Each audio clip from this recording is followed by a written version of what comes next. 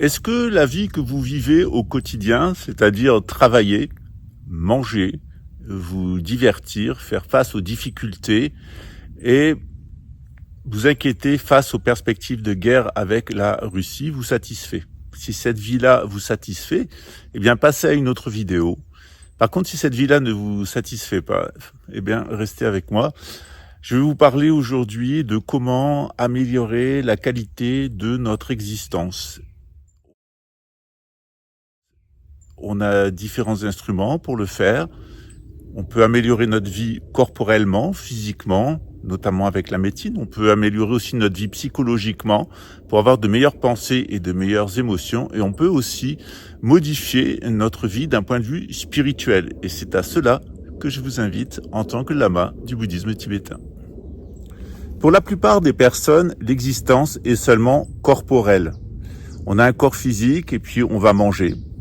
On va avoir du sexe, on va faire du sport, on va avoir un certain nombre d'activités physiques et si on a la chance d'avoir de l'argent, eh bien, on a cette vie-là qui est pas très différente de la vie d'un animal. Certaines personnes ont des préoccupations plus psychologiques, c'est-à-dire que bien qu'elles jouissent de tout ce qu'il faut au niveau matériel, eh bien, elles souffrent de troubles émotionnels, elles ne se sentent pas aimées, elles se sentent pas appréciées, ou elles souffrent de troubles psychologiques, ça va pas très bien dans leur tête. Tout simplement, ça se manifeste la plupart du temps dans un comportement immoral et autodestructeur. Certaines personnes réagissent, elles ont un comportement moral, elles essayent de se maintenir en vie et de construire une dynamique dans leur vie et elles font attention à la qualité de leurs émotions en s'entourant de personnes dont elles sont sûres de l'affection, de l'amour et de l'intérêt pour elles qui va au-delà de l'argent, mais qui est vraiment l'intérêt pour l'âme de l'autre. Quand on a de l'intérêt pour l'âme de l'autre, ça s'appelle de l'amour, c'est-à-dire mettre de la lumière dans l'âme de l'autre ou recevoir la lumière de l'autre dans sa propre âme. Lorsqu'on s'intéresse à la spiritualité, on est souvent face à un portail. On se demande comment l'ouvrir, on se demande où est la télécommande, on se demande pourquoi ça marche pas sur nous. Souvent, la plupart des personnes restent à l'extérieur de la spiritualité véritable. Elles n'empruntent pas un chemin spirituel, elles restent à l'extérieur. Elles imaginent ce qui pourrait avoir de l'autre côté. La façon la plus commune de le faire, c'est à travers les drogues, les stupéfiants. On va vivre une vie à côté de la plaque en vivant de monde spirituel, en ne restant pas dans la matérialité. Pour d'autres personnes, ça va se faire à travers les livres et elles deviennent très érudites en matière de religion, en matière de tradition, en matière de spiritualité. Mais pour autant, elles sont toujours de ce côté du portail. C'est ce à quoi je vous invite cette semaine à travers 5 vidéos. Nous allons passer ce portail et c'est exactement ce que nous allons faire maintenant. On se retrouve de l'autre côté du portail et je vais vous faire entrer dans le monde de la spiritualité authentique, une spiritualité très ancienne qui a plus de 30 000 ans puisqu'elle nous vient des sages de l'Himalaya, en particulier de la tradition Bön à laquelle s'est aggloméré le bouddhisme venu d'Inde pour former le bouddhisme tibétain, la voie dans laquelle je suis et que je vous invite à pratiquer. Dans le cheminement spirituel, eh bien, il y a des voies qui sont bien banalisées. C'est ce qu'on appelle les religions. Les religions, elles ont un exotérisme, c'est-à-dire ce sont les rites et les dogmes.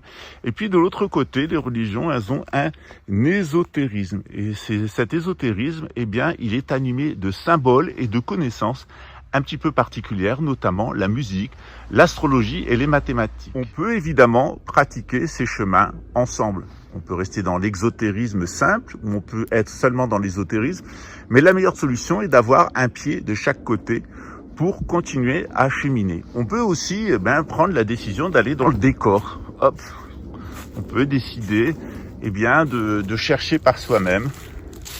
Et souvent, dans ce décor, on va rencontrer des cafards, on va rencontrer des fourmis, on va rencontrer toutes sortes d'individus, on va retrouver des chiens méchants et on n'est pas forcément dans un chemin sûr.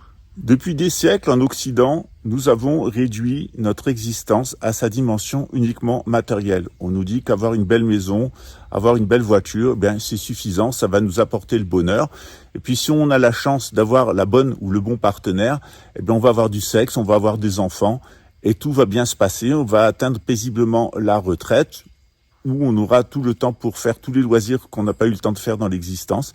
Et de cette façon, on va mourir. Il se passera rien après parce qu'il se passe rien après. et tout ira pour le mieux dans le meilleur des mondes. Les esclaves continueront à être des esclaves, les maîtres continueront à être des maîtres, les ignorants continueront à ignorer, et les connaissants continueront à cacher la connaissance. Dans le bouddhisme, on pense que ce n'est pas la manière juste de mener son existence et que ce n'est pas la manière juste d'agir.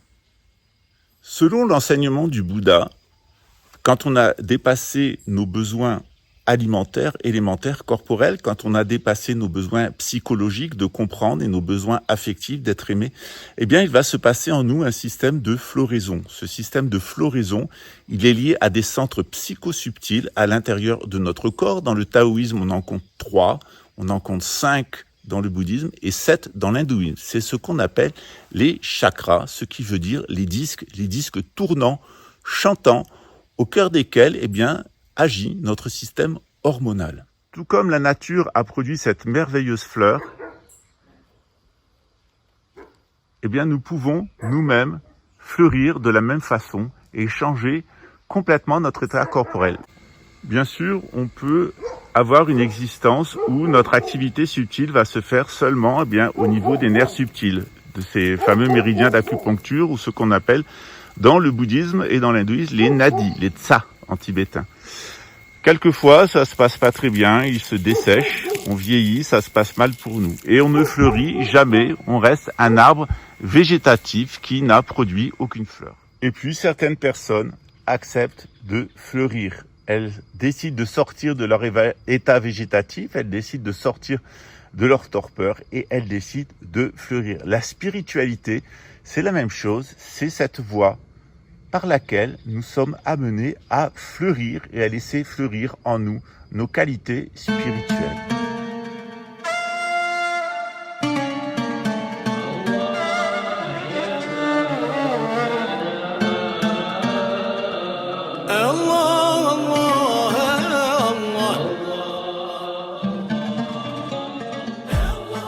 Jean Tourniac est un essayiste français, il est né en 1919, il est mort en 1995, il était spécialiste de la franc-maçonnerie et du symbolisme. Lorsqu'on s'intéresse à l'initiation, lorsqu'on s'intéresse à l'ésotérisme, à la tradition, on tombe forcément sur Jean Tourniac. Il a défini le terme de tradition à partir de son étymologie latine, le latin tradere, c'est-à-dire ce qui est transmis. On a ce terme en anglais dans le mot trade. C'est ce qu'on va échanger, ce qu'on va transmettre à autrui. La tradition, c'est ce qui est révélé par Dieu, ou par les sages, d'abord aux hommes, et ensuite des hommes entre eux. Évidemment, la tradition, elle n'est pas révélée à n'importe quel homme, et ensuite elle ne va pas être révélée à n'importe quels hommes entre eux. Il faut être qualifié pour recevoir la révélation et ensuite qualifié pour la transmettre. La révélation divine, celle qui sera transmise, eh bien, elle se fait par l'intuition. Les grands prophètes, les grands fondateurs de religion étaient tous des gens qui avaient une solide intuition. C'est la différence avec nous-mêmes qui nous confions à notre raison. Et notre raison, elle est bâtie principalement sur l'expérience. Traditionnellement, on oppose ainsi l'intellect, ce qui vient de l'intuition, des révélations, et la mémoire, qui va faire de nous des êtres expérimentés et des êtres raisonnables. Donc on distingue les activités humaines qui relèvent de l'intuition, c'est-à-dire de l'intellect, et les activités humaines qui relèvent de la sensation, et la sensation s'appuie elle-même sur l'expérience et donc la mémoire.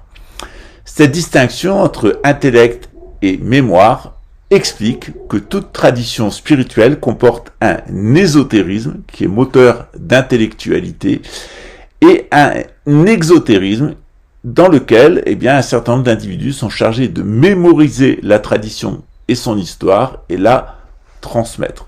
Généralement, la plupart des rites des traditions spirituelles, ce sont des rites mémoriels. On va se souvenir de nos fondateurs, de Jésus, de Mohammed, la paix sur lui, de Bouddha, de Krishna, etc., de l'empereur jaune, et on va continuer à transmettre une histoire qui va de la création du monde jusqu'à nous. Dans les traditions spirituelles, on a aussi un exotérisme, c'est ce que je viens de signifier, de vous expliquer, et on a évidemment un ésotérisme. L'ésotérisme, c'est différent, c'est ce qui va faire de nous des êtres intellectuels, c'est-à-dire des êtres éminemment intuitifs. Il y a ainsi deux domaines, le domaine de l'exotérisme, qui est basé sur la mémoire, et le domaine de l'ésotérisme, qui est basé sur l'intellect. Alors, est-ce que vous êtes prêts pour rentrer dans une description des deux domaines? Si c'est oui, eh bien c'est à la suite. On distingue ainsi deux domaines dans les traditions transmises. L'exotérisme et l'ésotérisme. Les deux aspects supposant la transmission de la dimension non humaine de la tradition, mais évidemment à des niveaux de profondeur différents. L'image habituelle est de parler d'une écorce et du noyau. L'écorce correspond à l'exotérisme et le noyau correspond à l'ésotérisme. Et le chemin pour arriver au centre de l'écorce, eh bien, passer l'écorce et aller au centre vers le noyau, c'est véritablement l'initiation. L'exotérisme constitue, d'après une métaphore utilisée par le saint andalou Ibn Arabi, l'écorce de la doctrine. Cette écorce ou cet exotérisme, ce sont l'ensemble des lois, des prescriptions, des habitudes, des coutumes d'une tradition. Elle s'adresse à tous les individus. L'objectif de l'exotérisme, c'est pour l'individu, après sa mort, de ne pas tomber dans les mondes inférieurs, c'est-à-dire dans les enfers. L'ésotérisme vise à un autre objectif. Il est réservé à une élite, seule apte à en tirer véritablement tout profit. L'ésotérisme est le lien direct de la forme traditionnelle avec ce qui a été transmis à l'origine par Dieu au premier homme, c'est-à-dire la tradition primordiale. Le but de l'ésotérisme, c'est de nous ramener, dans le cadre par exemple du christianisme, à la relation d'Adam avec Dieu avant le péché. C'est ce qu'on appelle l'état ontologique. L'ésotérisme correspond donc au noyau de la doctrine et à sa partie proprement initiatique pour la transmission. La partie initiatique, c'est la transmission, et la partie mystique pour le travail individuel. Dans le cadre du bouddhisme tibétain, mon objectif, c'est de vous ramener à votre nature Bouddha. Pour cela, je vais vous donner une initiation, et ensuite, vous allez faire un travail individuel. C'est ce travail individuel qui va renforcer ce lien avec votre nature Bouddha et vous permettre de vous émanciper. L'ésotérisme a pour objectif premier la réalisation métaphysique et pour objectif ultime la délivrance du cycle des existences. La réalisation métaphysique, c'est voir ce qu'il y ait au-delà des quatre éléments et du monde matériel. La délivrance, c'est sortir à proprement parler du monde psychosubtil, du monde intermédiaire, ce que les occultistes appellent généralement l'astral, un terme qui a été repris par le New Age, c'est-à-dire l'ensemble des suggestions psychosubtiles, psychiques et subtiles qui sont dans le milieu ambiant. On va les dépasser pour aller véritablement au cœur de notre être, et en rencontrant le cœur de notre être, eh bien on rencontre Dieu lui-même, dans le cadre monothéisme. Dans la nature Bouddha, dans le bouddhisme, quand on va à la recherche de sa nature Bouddha, qu'on rencontre sa nature Bouddha, on rencontre la nature Bouddha de tous les êtres. Et on communique donc avec l'ensemble. Dans l'hindouisme, eh bien, c'est le soi, le jivatma, c'est le soi intérieur. Quand on rencontre l'atman, c'est-à-dire Dieu lui-même. On s'aperçoit qu'on est une particularisation de Dieu, on est une petite étincelle de Dieu. L'exemple qui est pris habituellement, c'est la petite goutte d'eau dans l'océan qui réalise qu'elle n'est pas séparée de l'océan et qu'elle est l'océan elle-même. Par le terme réalisation métaphysique, on entend la compréhension des mécanismes qui se cachent derrière le monde physique. Le monde physique, il est vu comme une illusion sensorielle. Ce qu'il faut retenir, c'est que nos sens nous conditionnent. Ils nous conditionnent en permanence, à cause de la mémoire et à cause du ressenti, du senti. Mais lorsqu'on est capable d'aller au-delà de l'intoxication de nos sens, de l'intoxication sensorielle, lorsqu'on est capable d'aller au-delà de l'illusion du monde, eh bien, on va dépasser tout cela pour retourner au centre même de notre être, au centre même de l'univers et au centre même de Dieu lui-même. En réalité, nos sens, ils nous conditionnent, et parce que d'abord nous sommes en contact avec cette illusion sensorielle en permanence, et d'autre part il y a des mémoires qui sont présentes en permanence partout, et ce sont ces mémoires de ce qui a été bien et mal dans le passé qui faussent notre relation avec l'ici et maintenant. Cette connaissance du bien et du mal, dans la Bible on parle du fruit de l'arbre de la connaissance du bien et du mal, c'est donc l'ensemble des expériences bonnes et mauvaises qui ont été faites dans le passé et qui font que, au lieu de fonctionner avec notre intellect, avec notre intuition, nous allons fonctionner avec notre mémoire et avec nos sensations.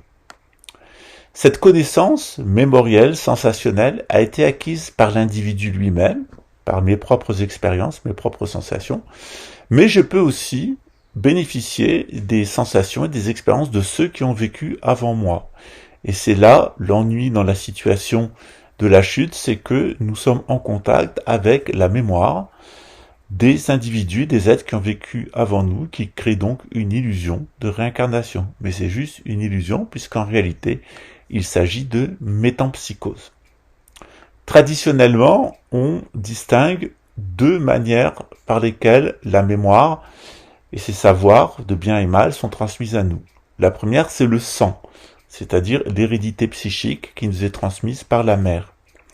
Le deuxième, ce sont les influences subtiles qui sont présentes, psychosubtiles, qui sont présentes dans notre environnement et qui sont issues de notre hérédité psychique, de notre éducation, de la vie en collectivité. Généralement, on considère que c'est transmis par le sol, par la patrie et par le père. Cela explique, par exemple, qu'en droit français, on a un droit du sol, par lequel on est français, on est né en France, on est français, et un droit du sang. Si sa mère est française, eh bien, on est français. Vous voyez que même dans le droit actuel, on a gardé ces deux notions. Le processus initiatique, qui est basé sur la transmission de l'ésotérisme, vise à sortir des conditionnements. On va oublier le bien et le mal du passé pour s'intéresser à l'action juste dans l'instant présent.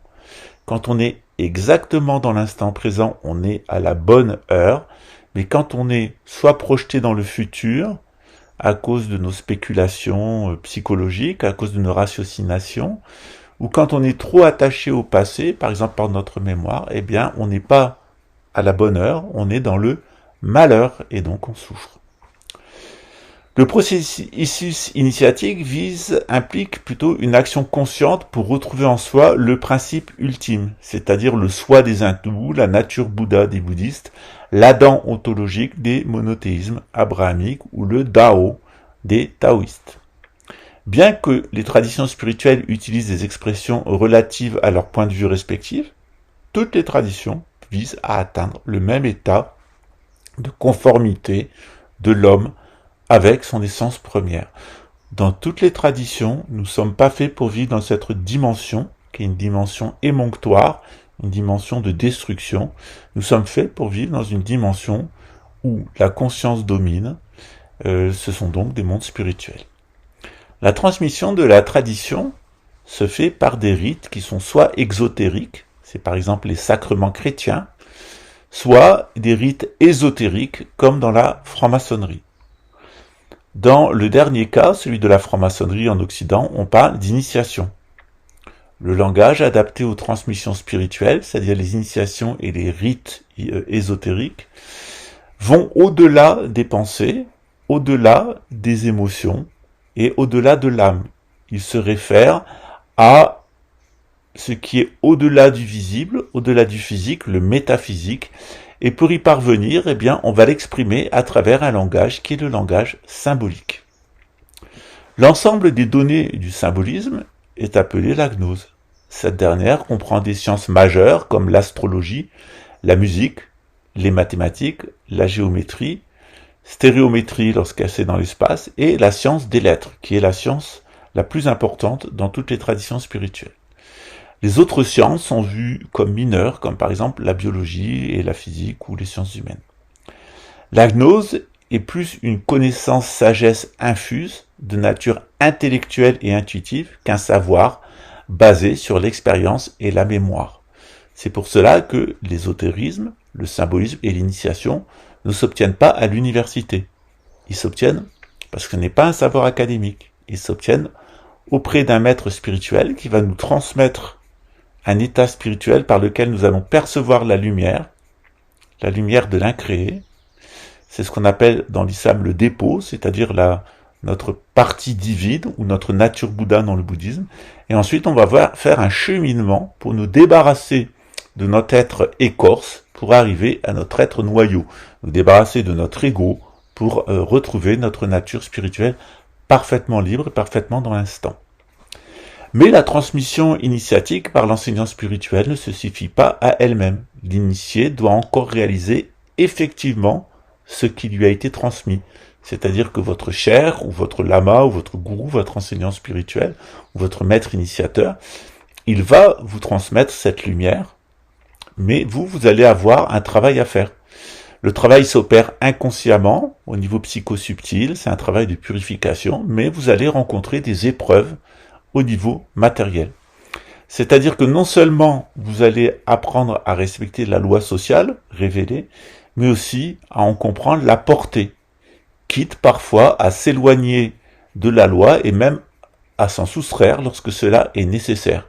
Par exemple, Jésus ne respecte pas la loi de se laver les mains ou ne respecte pas le Shabbat parce qu'il est plus important de nourrir les apôtres ou de guérir des personnes ou de corriger toutes les anomalies dans ce monde parce qu'il est le Verbe créateur et que ce Verbe créateur s'est incarné pour délivrer le monde du péché.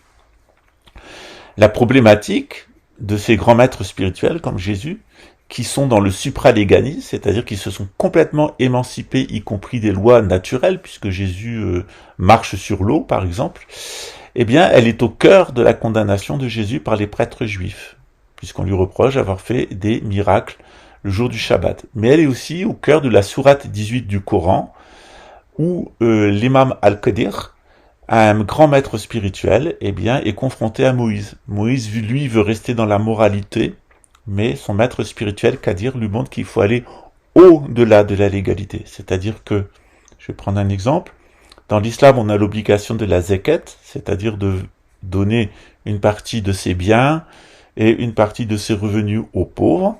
Eh bien, on peut rester dans la prescription de la loi. Et c'est tout à fait important de rester dans la prescription de la loi. Mais parfois, eh bien, il faut faire attention à qui on va donner cet argent. Par exemple, je vais vous raconter un exemple après. J'étais avec un lama et il y a une fille qui est devenue demander de l'argent. Le lama est parti aux toilettes. C'était quand le lama était aux toilettes. Et puis quand il est revenu, il a senti qu'il y avait quelque chose. C'était lama Sonam, qu'il y avait quelque chose qui n'était pas super, qui s'était passé. Et il a demandé à mon ami qu'est-ce qui s'est passé. Et elle a dit, il y a une dame qui est venue nous demander de l'argent. Je lui ai dit qu'une fois que j'aurai payé l'addition, s'il me resterait de l'argent, je lui donnerai. Et comme ça lui permettra d'aller manger. Et le lama lui a dit, mais vous ne la connaissez pas? Peut-être elle va aller acheter de la drogue. Et elle va avoir une overdose. Et vous serez responsable de l'avoir mis dans cet état-là.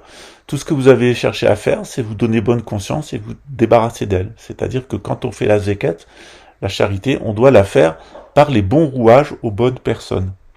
Mais ça, c'est un exemple vers le bas. Mais il y a aussi un exemple vers le haut. C'est-à-dire que rien ne vous empêche de donner plus.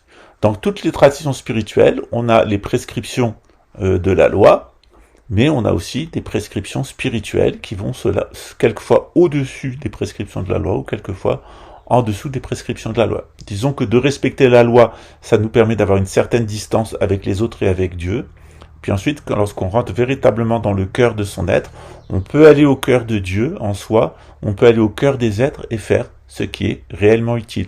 C'est à ça que sert l'initiation.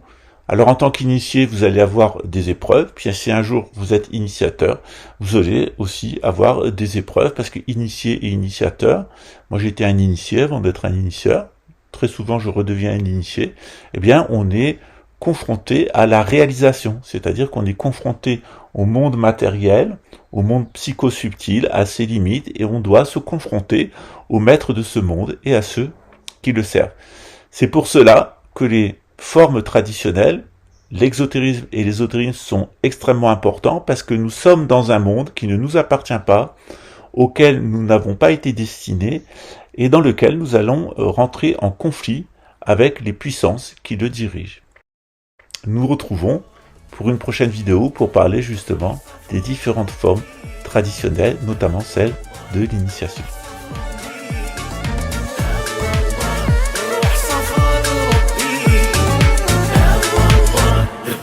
خشبة ممدودة